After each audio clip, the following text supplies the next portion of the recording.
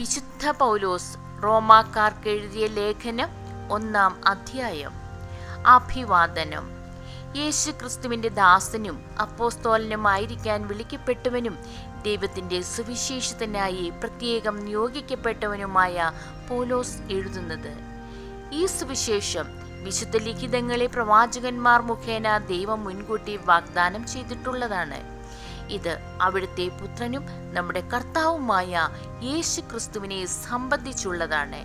അവൻ ജഡപ്രകാരം ദാവീദിന്റെ സന്തതിയിൽ നിന്ന് ജനിച്ചവനും മരിച്ചവരിൽ നിന്നുള്ള ഉത്ഥാനം വഴി വിശുദ്ധിയുടെ ആത്മാവിനെ ചേർന്ന വിധം ശക്തിയിൽ ദൈവപുത്രനായി നിശ്ചയിക്കപ്പെട്ടവനുമാണ്.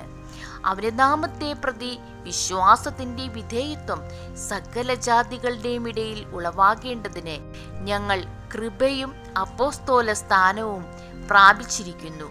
യേശുക്രിസ്തുവിന്റെ സ്വന്തമാക്കാൻ വിളിക്കപ്പെട്ടിരിക്കുന്ന നിങ്ങളും അവരിൽ ഉൾപ്പെടുന്നു. ദൈവത്തിന്റെ സ്നേഹഭാജനങ്ങളും വിശുദ്ധരാകാൻ വിളിക്കപ്പെട്ടവരുമായി റോമായിലുള്ള നിങ്ങൾക്കെല്ലാവർക്കും നമ്മുടെ പിതാവായ ദൈവത്തിൽ നിന്നും കർത്താവായ യേശു ക്രിസ്തുവിൽ നിന്നും കൃപയും സമാധാനവും. റോമ സന്ദർശിക്കാൻ ആഗ്രഹം. നിങ്ങളുടെ വിശ്വാസം ഭൂമിയിൽ എല്ലായിടത്തും പ്രകീർത്തിക്കപ്പെടുന്നതിനാൽ നിങ്ങൾക്കെല്ലാവർക്കും വേണ്ടി ആദ്യമേ ഞാൻ യേശു ക്രിസ്തു വഴി എൻ്റെ ദൈവത്തിന് നന്ദി പറയുന്നു. ഞാൻ നിങ്ങളെ ഇടവിടാതെ പ്രാർത്ഥനയിൽ സ്മരിക്കുന്നു എന്നതിന് അവിടുത്തെ പുത്രനെക്കുറിച്ചുള്ള സുവിശേഷം വഴി ഞാൻ ആത്മനാ ശുശ്രൂഷിക്കുന്ന ദൈവമാണ് എനിക്ക് സാക്ഷി. ദൈവേഷ്ടത്താൽ എങ്ങനെയെങ്കിലും നിങ്ങളുടെ അടുത്ത് വന്നു ചേരാൻ ഇപ്പോഴെങ്കിലും സാധിച്ചിരുന്നെങ്കിൽ എന്ന് ഞാൻ പ്രാർത്ഥിക്കുന്നു. നിങ്ങളെ സ്ഥൈര്യപ്പെടുത്താൻ എന്തെങ്കിലും ആത്മീയ വരം നിങ്ങൾക്ക് നൽകേണ്ടതിന് നിങ്ങളെ കാണാൻ ഞാൻ അതിയായി ആഗ്രഹിക്കുന്നു. എൻ്റെയും നിങ്ങളുടെയും വിശ്വാസം നമ്മെ പരസ്പരം പ്രോത്സാഹിപ്പിക്കുമല്ലോ. സഹോദരരെ, ഇത് നിങ്ങൾ മനസ്സിലാക്കണം.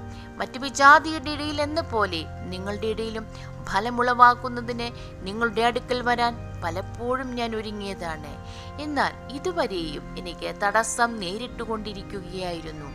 ഗ്രീക്കുകാരോടും അപരിഷ്കൃതരോടും വിജ്ഞാനികളോടും അജ്ഞന്മാരോടും ഞാൻ കടപ്പെട്ടവനാണ്. അതുകൊണ്ടാണ് റോമായിലുള്ള നിങ്ങളോടും സുവിശേഷം പ്രസംഗിക്കാൻ ഞാൻ തീവ്രമായി ആഗ്രഹിക്കുന്നത്. സുവിശേഷത്തെപ്പറ്റി ഞാൻ ലജ്ജിക്കുന്നില്ല. എന്തെന്നാൽ വിശ്വസിക്കുന്ന ഏവർക്കും, ആദ്യം യഹൂദർക്കും പിന്നീട് ഗ്രീക്കുകാർക്കും, അത് രക്ഷയിലേക്ക് നയിക്കുന്ന ദൈവശക്തിയാണ്. അതിൽ വിശ്വാസത്തിൽ നിന്ന് വിശ്വാസത്തിലേക്ക് നയിക്കുന്ന ദൈവത്തിൻ്റെ നീതി വെളിപ്പെട്ടിരിക്കുന്നു. നീതിമാൻ വിശ്വാസം വഴി ജീവിക്കും എന്ന് എഴുതപ്പെട്ടിരിക്കുന്നുവല്ലോ. മനുഷ്യന്റെ തിന്മ. മനുഷ്യരുടെ സകല ദുഷ്ടതയ്ക്കും അനീതിക്കുമെതിരായി ദൈവത്തിന്റെ ക്രോധം ആകാശത്ത് നിന്ന് പ്രത്യക്ഷപ്പെടുന്നു. അവർ തങ്ങളുടെ അനീതിയിൽ സത്യത്തെ തളച്ചിടുന്നു. ദൈവത്തെക്കുറിച്ച് അറിയാൻ കഴിയുന്നതൊക്കെ അവർക്ക് വ്യക്തമായി അറിയാം. ദൈവം അവയെല്ലാം അവർക്ക് വെളിപ്പെടുത്തിയിട്ടുണ്ട്. ലോക സൃഷ്ടി മുതൽ ദൈവത്തിൻ്റെ അദൃശ്യ പ്രകൃതി, അതായത് അവിടുത്തെ അനന്തശക്തിയും ദൈവത്വവും സൃഷ്ടവസ്തുക്കളിലൂടെ സ്പഷ്ടമായി അറിഞ്ഞിട്ടുണ്ട്. അതുകൊണ്ട് അവർക്ക് ഒഴികഴിവില്ല. അവർ ദൈവത്തെ അറിഞ്ഞിരുന്നെങ്കിലും അവിടുത്തെ ദൈവമായി മഹത്വപ്പെടുത്തുകയോ അവിടുത്തേക്ക് നന്ദി പ്രകാശിപ്പിക്കുകയോ ചെയ്തില്ല. മറിച്ച് അവരുടെ യുക്തി വിചാരങ്ങൾ നിഷ്ഫലമായി തീരുകയും വിവേകരഹിതമായ ഹൃദയം അന്ധകാരത്തിൽ ആണ്ടുപോവുകയും ചെയ്തു. ജ്ഞാനികളെന്ന് അവകാശപ്പെട്ടുകൊണ്ട് അവർ ഭോഷന്മാരായി തീർന്നു. അവർ അനശ്വരനായ ദൈവത്തിൻ്റെ മഹത്വം നശ്വരനായ മനുഷ്യൻ്റെയോ പക്ഷികളുടെയോ മൃഗങ്ങളുടെയോ ഇഴജന്തുക്കളുടെയോ സാദൃശ്യമുള്ള വിഗ്രഹങ്ങൾക്ക് കൈമാറി. അതുകൊണ്ട് ദൈവം അവരെ തങ്ങളുടെ ഭോഗാസക്തികളോടുകൂടെ ശരീരങ്ങൾ പരസ്പരം അവമാനിതമാക്കുന്നതിന് അശുദ്ധിക്ക് വിട്ടുകൊടുത്തു. എന്തെന്നാൽ അവർ ദൈവത്തിൻ്റെ സത്യം ഉപേക്ഷിച്ച് വ്യാജം സ്വീകരിച്ചു. അവർ സ്രഷ്ടാവിലുപരി സൃഷ്ടിയെ ആരാധിക്കുകയും സേവിക്കുകയും ചെയ്തു. അവിടുന്ന് എന്നേക്കും വാഴ്ത്തപ്പെട്ടവനാണ്. ആമേൻ. അക്കാരണത്താൽ ദൈവം അവരെ നിന്ദ്യമായ വികാരങ്ങൾക്ക് വിട്ടുകൊടുത്തു. അവരുടെ സ്ത്രീകൾ സ്വാഭാവിക ബന്ധങ്ങൾക്ക് പകരം പ്രകൃതി വിരുദ്ധ ബന്ധങ്ങളിൽ ഏർപ്പെട്ടു. അതുപോലെ പുരുഷന്മാർ സ്ത്രീകളുമായുള്ള സ്വാഭാവിക ബന്ധം ഉപേക്ഷിക്കുകയും പരസ്പരാസക്തിയിൽ ജ്വലിച്ച് അന്യോന്യം ലജ്ജാകര കൃത്യങ്ങളിൽ ഏർപ്പെടുകയും ചെയ്തു. തങ്ങളുടെ തെറ്റിന് അർഹമായ ശിക്ഷ അവർക്ക് ലഭിച്ചു.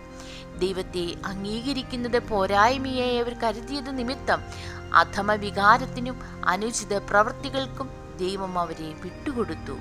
അവർ എല്ലാ തരത്തിലുമുള്ള അനീതിയും ദുഷ്ടതയും അത്യാഗ്രഹവും തിന്മയും നിറഞ്ഞവരാണ്. അസൂയ, കൊലപാതകം, ഏഷണി, കലഹം, വഞ്ചന, പരദ്രോഹം എന്നിവയിൽ അവർ മുഴുകുന്നു.